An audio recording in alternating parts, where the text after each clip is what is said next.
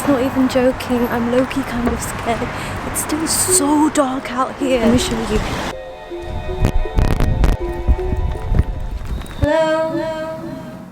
Hey guys, grab your tea and relax. If you've never seen me before, my name is Dr. Tavala and I'm a junior doctor working in London. Just a quick update for you guys. I had to isolate for 14 days and this was my first day back at work. Thankfully I didn't develop symptoms during this period of time. It did get a little bit lonely having to stay in my room for 2 weeks. And in my case, because I am living with family, I had to stay away from them as well. I really have missed seeing family, friends and also working with my colleagues. In terms of what I've been up to, I've been mainly working on my hobbies at home. And in the last few days I've had days off, so this is outside the 14-day isolation period.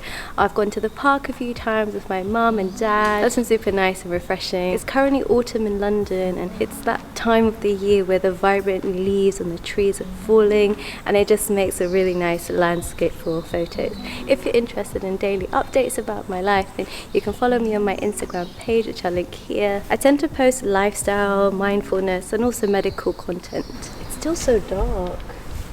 If you guys have watched a video about my morning routine, you'd know that I'm used to being up when it's still dark outside, but I'm not actually used to being outside when it's still this dark and there's no promise of the sun rising anytime soon. However, you guys know that I like to be at work early, just in case there are any hiccups of the journey. For example, I found out today that the train times have changed from my station, so I ended up missing the train that I was hoping to get. But that's fine, I still have time to be on time, so it shouldn't be too much of a problem. Okay, let's talk a little bit about work. I'm finishing off my geriatrics placement, which is a 4-month block. So I've completed 3 months, almost 3 months. But in the last 4 weeks or so, I've only been in 4 days. This is because I had annual leave for a week, and then I had 4 days back, and then found out after that I had to isolate. And then I coincidentally just happened to have a couple more days off. So if we do the maths, I just really haven't been in much. However, having said that, I am on a couple of long days coming up. Long days for us mean that I'm on call, and how that works is I'm in from 8 AM till 8:30. How it works for an F1 is we go in to a normal ward up until 1 o'clock, have some lunch and then go to the A&E department. Whilst there, what we tend to do is we clerk the patients, we take a thorough history, do a thorough examination of the patients, and then formulate a management plan which we discuss with the consultant. We then go and see the patients with the consultants and then they will give a more concrete plan to follow. Sometimes the patients get moved to a different department where it's more sort of ward-based, or maybe they even go home. So that's usually what happens. There have been some occasions where I've been put into the medical receiving unit or the short day EC, I don't know what that stands for. Short day emergency care. I'll put in a correction here if I'm wrong. That's similar, but as the name suggests, it's short day. So these are patients who you're not looking to keep for long periods of time in the hospital. I am really looking forward to going back to work. I've actually really missed it. Initially I thought to myself, 14 days to do everything that I want to do, but literally within a few days I was just thinking, you know what, I really want to go back to work, and obviously I couldn't. Everything happens for a reason. The last few weeks, if you follow me on Instagram, you'll know, has been really hectic for me, and I just feel like this break has really recharged me and just grown my love for medicine even more. I'm really looking forward to working with my colleagues. I'm on a really supportive ward. However, I am feeling a little bit nervous because I've worked so little days in the last few weeks. Having said that, given my supported team, I know that if there's anything that I'm stuck with or need help with, I can ask my seniors. The thing I'm probably most nervous about is the fact that I may have forgotten most of my logins and then just like getting locked out. Anyway, my train's here, let me show you guys. Here's my train! London Overground!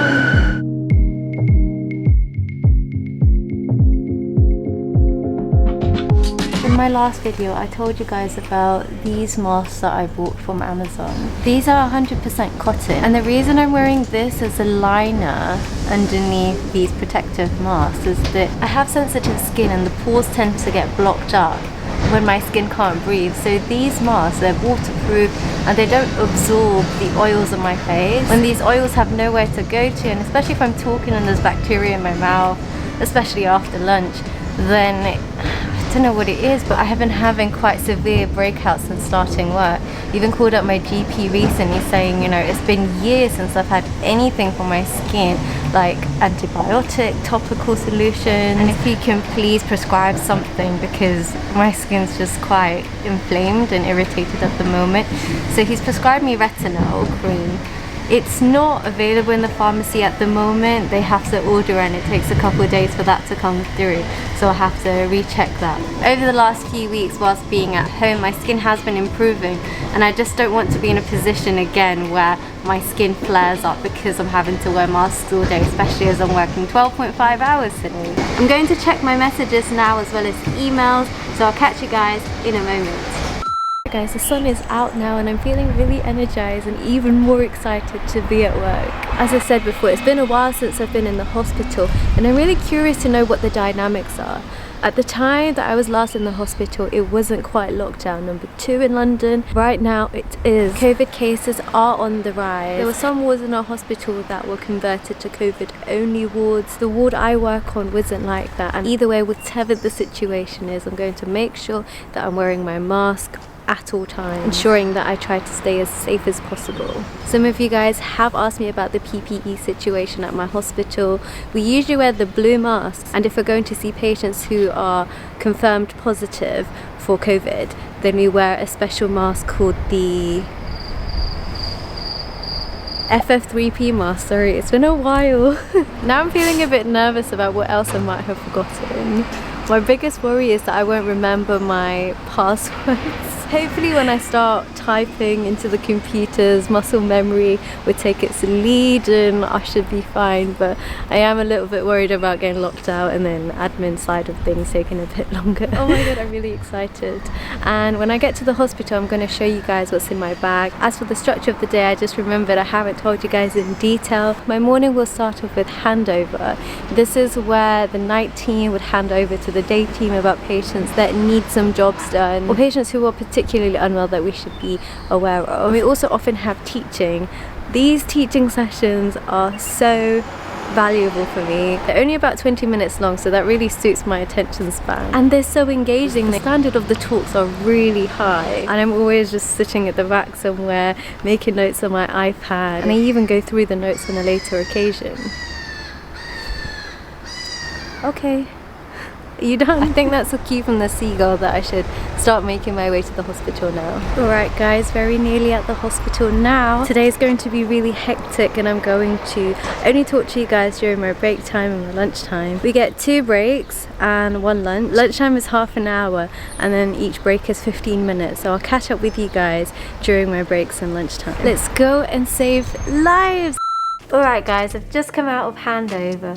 We had teaching on paracetamol overdose. This is unfortunately still really common in the UK, accounting for around 50% of overdose cases. Paracetamol overdosing is also a big topic in the medical school finals. And therefore, before I show you guys what's in my bag, I shall insert a tutorial for you in 3, 2, 1. Before we get onto the paracetamol overdose tutorial, I would like to thank our long-term sponsor Skillshare for making this video possible. Skillshare is an online learning community where millions of people from around the world come together in order to take their skills to the next level. The courses are designed to suit all skill levels on a range of topics, including graphic design, illustration, fine art, and therefore you can be confident that there will be something that interests you. Very few of you may know that I'm a published medical illustrator and I've been working as a freelance illustrator for a number of years now. Although I more or less have my own style, I find it pretty therapeutic watching other people create art. Brooke Glazer's course, Intro to Procreate Illustrating on the iPad, has taught me some tips and tricks that I think will help me to become more efficient at creating digital art. I love giving back to you guys, and therefore the first 1,000 of you to use the link in the description below will get a free trial of Skillshare Premium, a place to unlock your creativity. And now for the tutorial. Paracetamol is a common painkiller used to treat aches, pains, as well as fever, and the recommended therapeutic dose can vary depending on age as well as a few other factors. Normally in the clinical setting we may give 1 gram of paracetamol 4 times a day, equating to 4 grams in 24 hours. For somebody who's less than 50 kilos or has known liver impairment, we may give a dose significantly lower than that. There are different types of paracetamol overdose.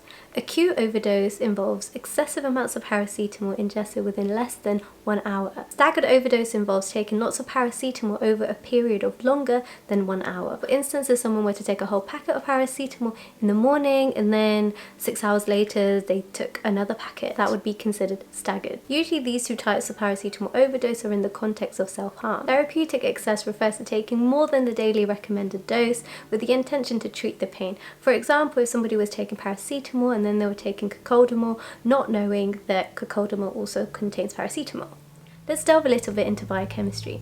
Normally when you take paracetamol, it gets converted mainly into 2 forms, paracetamol glucuronide and paracetamol sulfate, both are non-toxic. A small percentage, however, gets converted into N-acetylbenzoquinonamine, NAPK, which is toxic. Fortunately, due to glutathione in the liver, this toxic NAPK gets converted into a non-toxic form of paracetamol. However, in paracetamol overdose, these mechanisms become exhausted.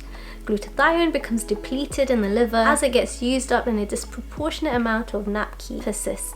This in turn, if left untreated, can cause liver necrosis as well as acute liver failure. Now I hear you ask, what are the treatments for paracetamol overdose? There has been some recent changes to how we treat paracetamol overdose, the main one being that we no longer use a high-risk treatment line on the nomogram. This means that all patients, regardless of risk factors for liver toxicity, are treated the same way. Patients presenting within 1 hour of ingesting paracetamol may benefit from activated charcoal, which works by reducing the absorption of the drug. A popular medication used in paracetamol overdose is N-acetylcysteine, NAC. NAC is a precursor of a body glutathione, so it resupplies the glutathione stores in the liver. In turn, this binds the toxic paracetamol metabolite NAPK to form non-toxic products. In terms of when to give a patient NAC, you can give it if there's a staggered overdose, you're unsure when the overdose was taken, the plasma paracetamol concentration is on or above a single treatment line, joining points of 100 mg per litre at 4 hours and 15 mg per litre at 15 hours.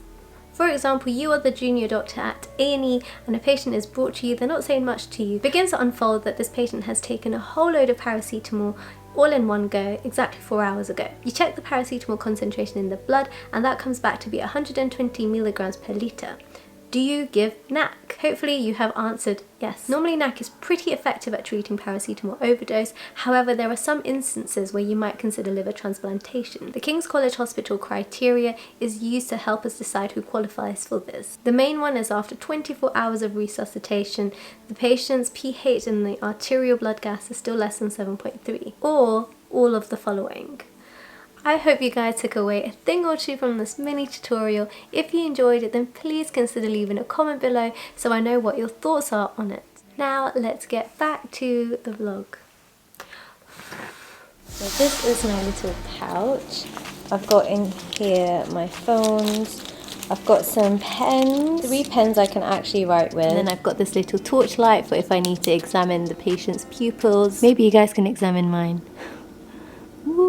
I've also got this cable if anyone needs it as a charger. And I've got my ID card and my stamp. I'll zip this up, I'm going to put my hair back and then I'm ready to go. I'll catch you guys on my break. Alright guys, I am back to my little spot here in this green patch where I can admire nature and get some peace of mind. It's windy here but it's not cold, if that makes sense. For lunch I've got this biryani my mum made, and I've also got a chicken burger with that because my mum wants to ensure that I get all the protein that my body needs for the long day. I've also got some birthday cake, some fruits, biscuits, and my lovely Alpro drink that I shall show you guys. Before I eat too much food and get into a food coma, maybe we can talk a little bit about how my day has been so far. After I left you guys at the lockers, I went to my ward. I did a ward round with the consultant. The ward was pretty well staffed today. Normally we have around 4 juniors. Today we had 9 doctors. We split into 2 teams and went round with a consultant each to to see the patient. What happens in a ward round is normally the juniors would prepare the notes for the patients, and then with the doctors we'd go to see the patients, talk to them, see how they're getting on, and then formulate a management plan, and then we followed that in the afternoon. However, with the way that my day is structured today, because I'm on call on a long day, is that at 1 o'clock, which is around now, I'd go to post-take where I see more acutely unwell patients, and as I told you guys earlier, I take a more thorough history and examination of them and formulate a management plan with a consultant, do some of their jobs and see more patients. When I got to the hospital, I started to feel really hungry, and it reminded me how exhausting the commute can be. Obviously my commute these days over the last few weeks were pretty much non-existent. That's a lie.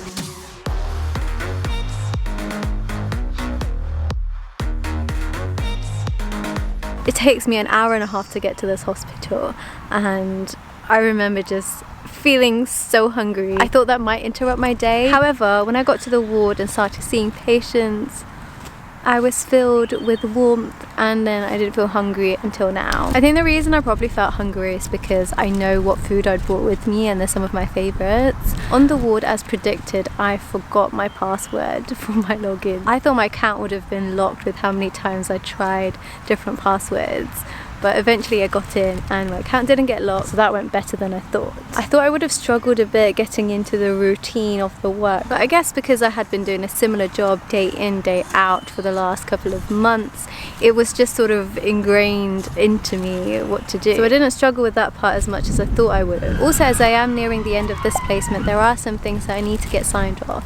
These are things like case-based discussions, which I'll have with my consultant, some procedural skills, and some other small assessments here and there, including reflections, which you guys know I love to do. I am actually sensing some rain. The weather is sort of getting a little bit gloomy, so I'm gonna head back in now. I'm going to have my lunch indoors now, after which I'll go straight to take. From what I heard the doctor say about how things were over the last couple of days in A&E majors as well as the weekend, I am expecting it to be a little more hectic than I'm used to.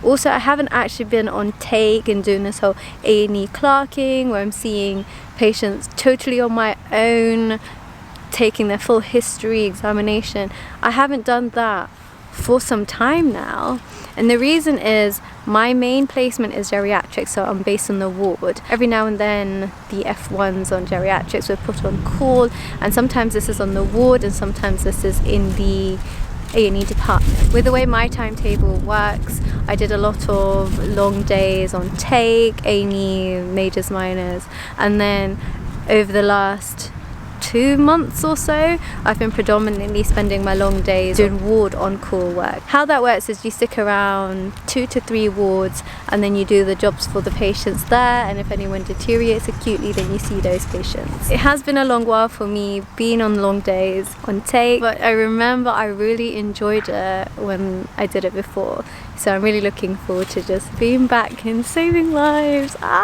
Anyway, I'm gonna start heading in now and I'll catch you guys in my next break. I actually can't feel my nose. It feels like I'm stroking it down like this. It feels like it's drooping, but I know it's not. Anyway, my consultant gave me some fruit. My hand's clean so I can touch it. I chose a pear because pears are nice. Today's been pretty good on the A&E side of things. It's not as understaffed as I thought it was going to be. It's actually pretty good staffing. I clerked one complex patient. He's got 2 major things going on. He presented with symptoms related to his chest, so specifically shortness of breath. However, when we did his blood test, we found that his kidney function has actually declined so much. Because of this acute deterioration of his kidney function, his electrolytes are a little bit imbalanced.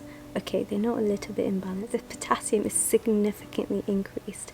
Normally we're looking at a potassium of around 4.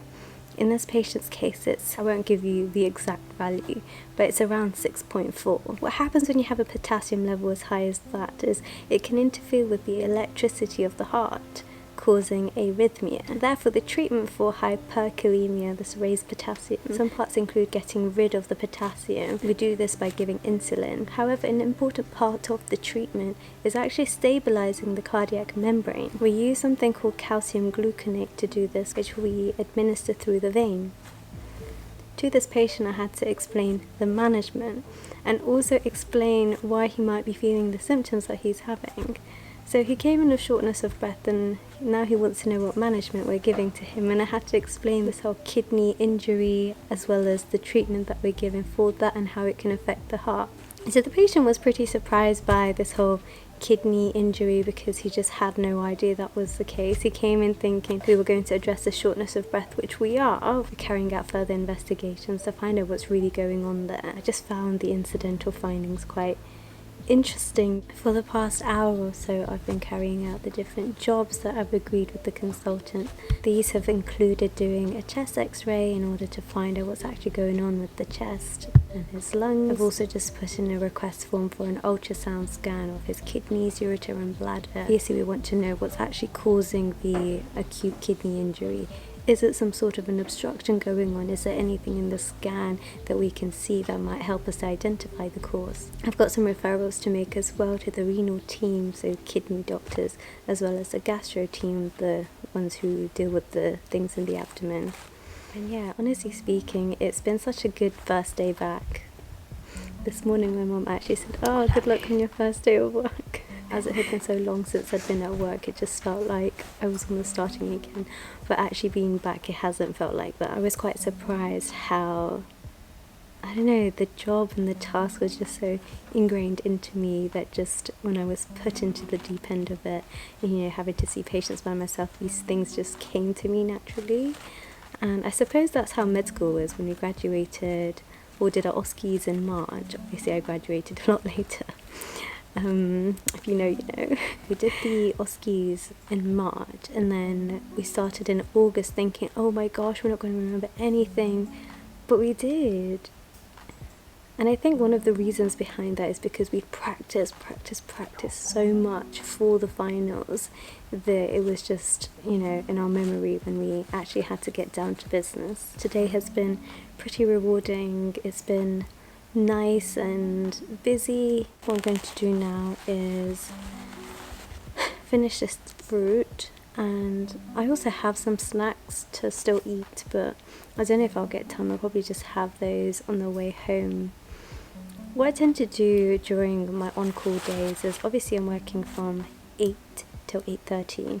Sometimes I finish closer to 9, especially if I need to go back and do a couple things before I go home. But my commute is an hour and a half, so imagine this: I leave the house at 6:30, then I don't get back till closer to 10 p.m. When am I going to have dinner? When am I going to sleep? So I tend to have my dinner on the way home, which tends to be leftover lunch. So yeah, days that I know I'm working late, I'll tell my mum to just pack me some extra food as a big lunch, and then I'll just sort of eat a bit of it, or in today's case most of it, and then I'll leave a bit for the journey home. That's how I've been managing. I know I told you guys before that I wanted to take the accommodation here near the hospital. However, I've just thought that I really don't want to get into the habit of having to carry things for the next day with me, and then it's just going to be exhausting when I have to commute back, and obviously commute here as well. And just, you know, would I get a good night's sleep in a bed that I've never slept on before, that sort of thing.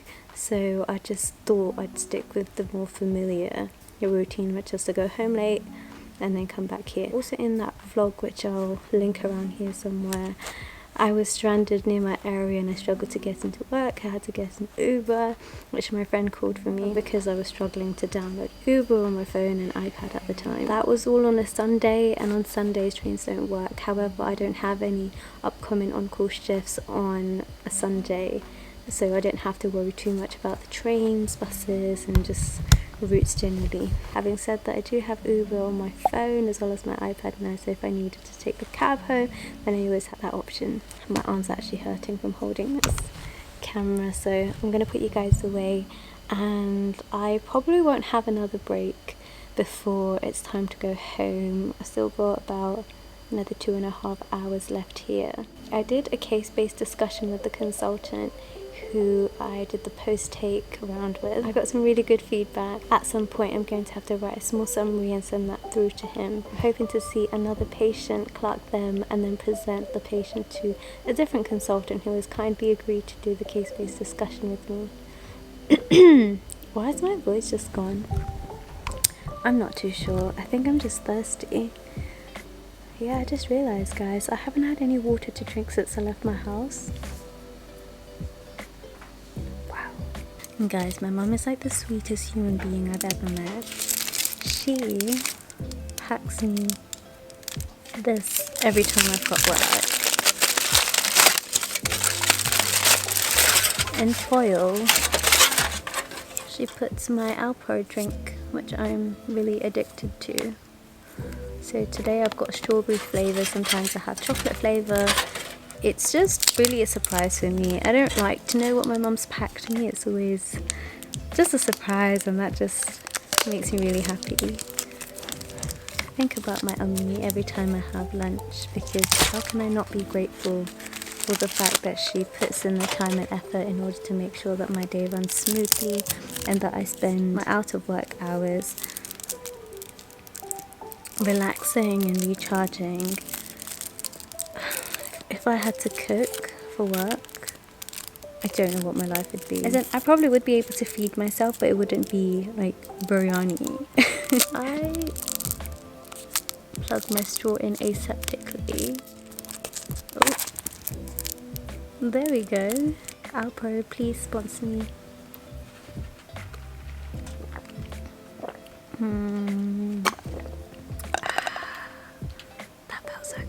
Them ones when you can feel your drink just go down your esophagus and into your stomach. It was one of those ones. Alright, the drink is done. I'm going to put you guys away and catch up with you after work. See you soon. Alright guys, that's work done for today. Oh my god. I'm actually still so energized. I thought by this point, because I'm not used to working anymore and I've been sitting at home, I've deconditioned. However, today I feel like I've been really productive because I've had so much energy. Usually at this time, after a long day, 12-13 hours in the hospital, I would be really ready to go home and just sleep.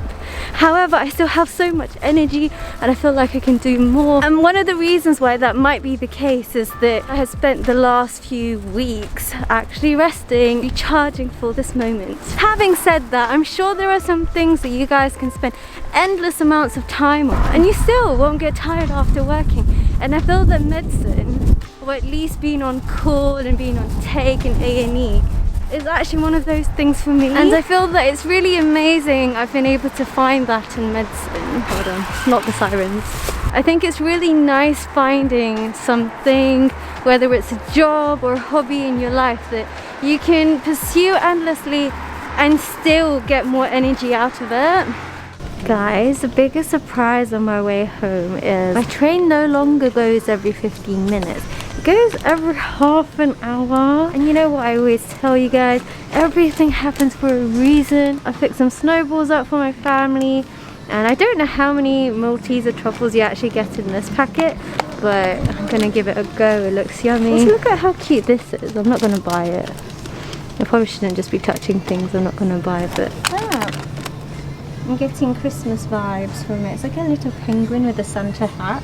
These are all really interesting products and items that I've never considered before. Oh, I had one of my subscribers send me one of these before, which was really cute. I still use it till this day. Those are a type of makeup remover, but without chemicals. It's just like you wet the sponge, the towel, whatever it is, and then you just like wipe it over your makeup, and it really actually removes your makeup so well. It feels good to just be in Boots with no other customers. I feel so special.